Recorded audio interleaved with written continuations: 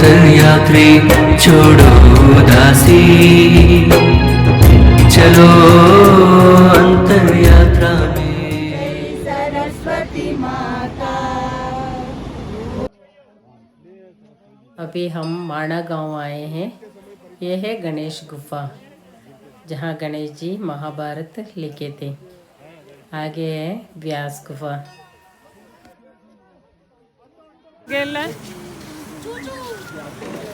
ये ನಾನು ನೋಡ್ತಾ ಇರೋದು ಅಯ್ಯ ಅಯ್ಯ ಏನು ಚಳಿ। ये पत्थर कितना अच्छा जोड़ा हुआ है नेचुरली। इसके अंदर है व्यास जी का गुफा। ये महर्षि व्यास जी ने इधर ही 18 पुराण, वेद का विभाजन, भागवत और हमारा प्रसिद्ध महाभारत लिखे हैं। मतलब पूरा हमारा धर्मशास्त्र का जननी है ये माणा गांव। बद्री क्षेत्र इधर दिख रहा है, इधर से माणा गांव से। ये उल्लन की चीज़ माणा गांव में खूब बिकता है। लेडीज़ का ये मेन एक सोर्स है इनकम की। ये ठीक है, दूसरा रहेगा इसमें। चलो इसी को ही दे दो। कितनी की है? 100 रुपया मात्र। इधर से मैंने भी एक याक खरीदा है, ब्लैक वाला। अब यहाँ जी पांडवों की भी मूर्ति बन रही है। अच्छा अच्छा, वो देखो ना, ओ है ना? तो एक एक जा रहे हैं। जा रहे हैं। हाँ ठीक है ठीक है ना? देखो ಹಾಂ, ಈಗ ನಾವು ಸರಸ್ವತಿ ನದಿಯ ಹತ್ತಿರ ಹೋಗ್ತಾ ಇದ್ದೀವಿ. ಕಲ್ಲು ಬಂಡೆಗಳೆಲ್ಲ ನೋಡಿ, ಭಗವಂತನ ಭರವಸೆ ಅಷ್ಟೇ ಹೆಂಗೆ ನಿಂತಿದ್ದಾವೆ. ಎಲ್ಲ ಒಂದ್ರ ಮೇಲೆ ಒಂದು ಸುಮ್ಮನೆ ಜೋಡಿಸ್ದಂಗೆ ಇದ್ದಾವೆ. ಸರಸ್ವತಿ ನದಿಯ ಬೋರ್ಗಿರತ ಇಲ್ಲಿಗೆ ಕೇಳಿಸ್ತಾ ಇದೆ. मंदिर भी बन गया अभी, है ना? सरस्वती नदी। तो ये जो गुफा है ना, हाँ? हाँ जी, हाँ? ये जो गुफा है दिख रहा है ना, हाँ। इसमें अद्वैतानंद महाराज जी थोड़े टाइम यहाँ रहे, यहाँ साधना की अद्वैतानंद।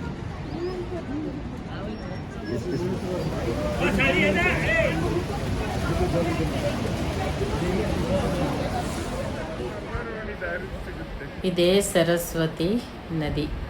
ಇಲ್ಲಿ ಮಾತ್ರ ಸ್ವಲ್ಪ ಕಾಣಿಸುತ್ತೆ ಅಷ್ಟೇ. ಇಲ್ಲಿ ಮುಂದೆ ಹೋಗ್ತಾ ಇದ್ದಂಗೆ ಅಲ್ಕಾನಂದ ಜೊತೆಗೆ ಸಂಗಮ ಆಗ್ಬಿಡುತ್ತೆ.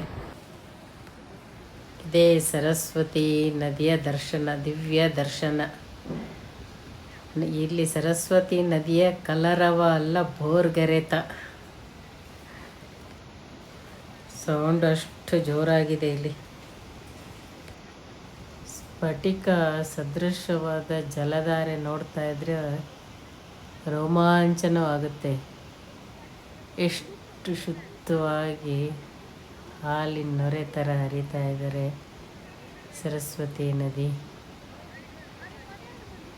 ಸರಸ್ವತಿ ನದಿ ಪಕ್ಕದಲ್ಲೇ ಇಲ್ಲಿ ಚಿಕ್ಕದಾಗಿ ದೇವಿ ದೇವಸ್ಥಾನ ಇತ್ತು. ಅದನ್ನ ರಿನೋವೇಟ್ ಮಾಡಿ ಈಗ ದೊಡ್ಡದಾಗಿ ಮಾಡ್ತಾ ಇದ್ದಾರೆ. सरस्वती नदी सत्ययुग की नदी है।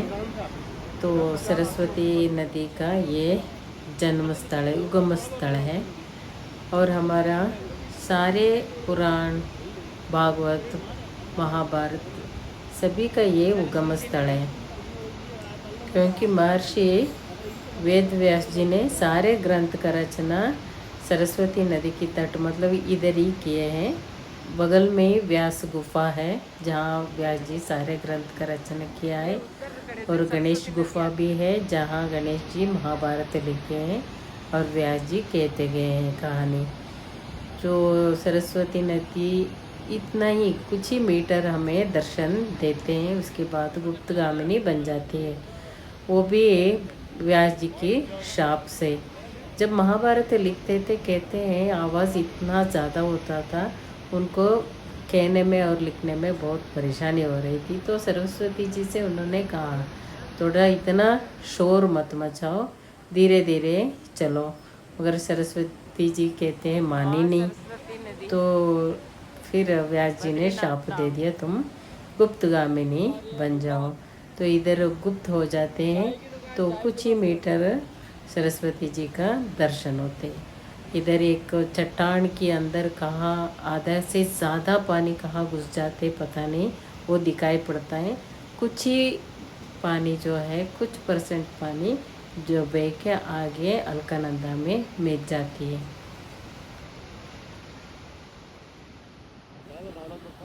बस इतना ही सरस्वती जी का दर्शन होती है। आगे अलकापुरी से अलकानंद जी आती है तो दोनों का संगम हो जाता है।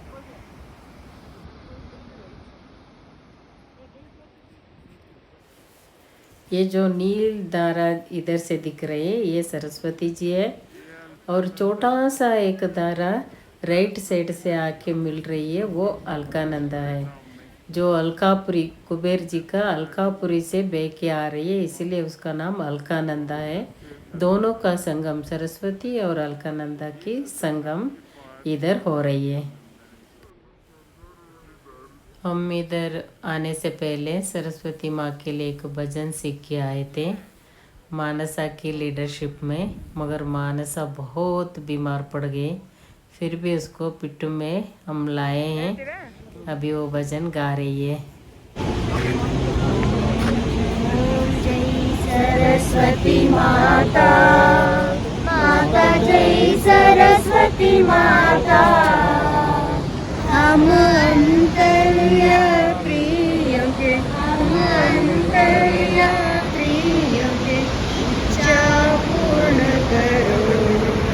ओम जय सरस्वती माता।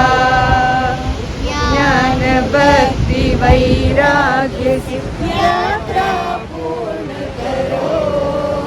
माता यात्रा पूर्ण करो। मातृधाम की भक्तों पर, मातृधाम की भक्तों पर सदा कृपा करो। ओम जय सरस्वती माता। ओम जय सरस्वती माता। माता जय सरस्वती माता।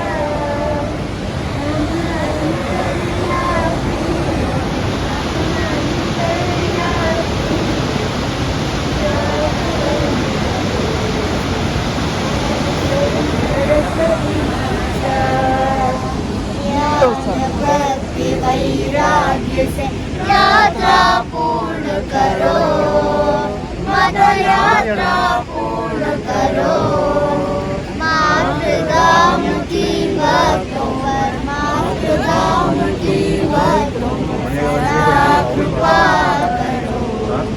ओम जय सरस्वती माता। ओम जय सरस्वती माता। सभी को बहुत सुस्ती हो रखा है, फिर भी भजन अर्पण तो कर दिया सरस्वती माँ के सामने। ये है भीमशिला, सरस्वती नदी के ऊपर है ये भीमशिला।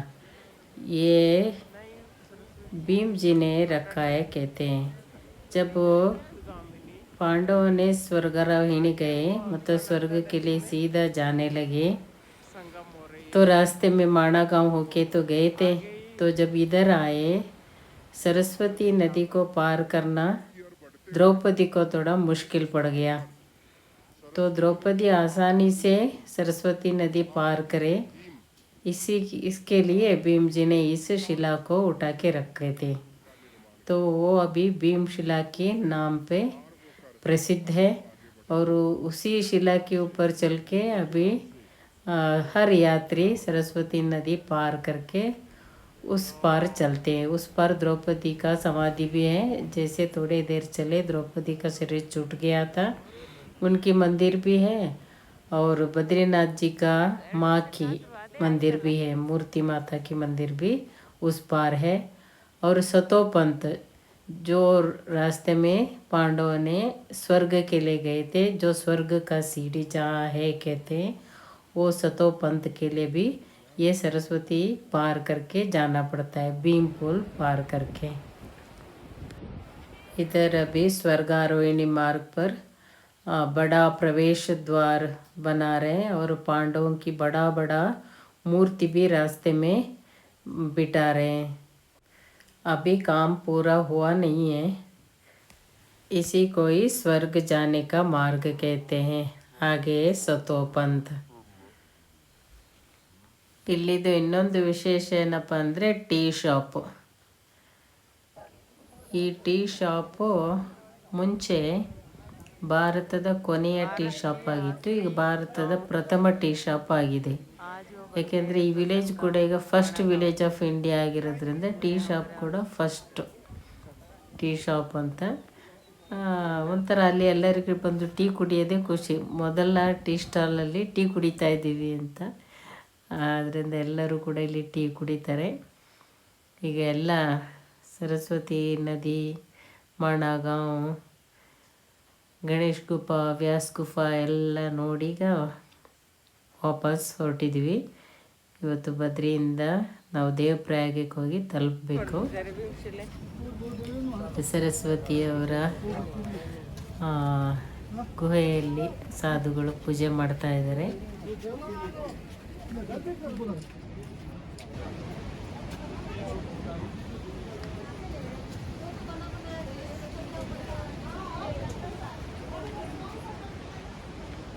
ಅಂತೂ ನದಿಗೆ ವಿಸರ್ಜನೆ ಆಯ್ತಲ್ಲ, ಅಲ್ಲ ಹೇಳಿದಿಕ್ಕೂ ಒಂದು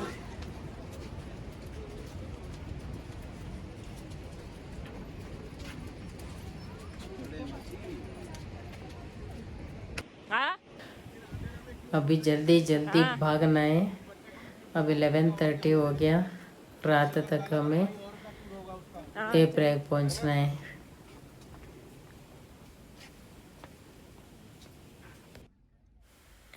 फुल ट्रैफिक जाम हो रखा है, गाड़ी निकालने के लिए भी जगह नहीं है, बहुत जाम है, भीड़ बहुत ज़्यादा है।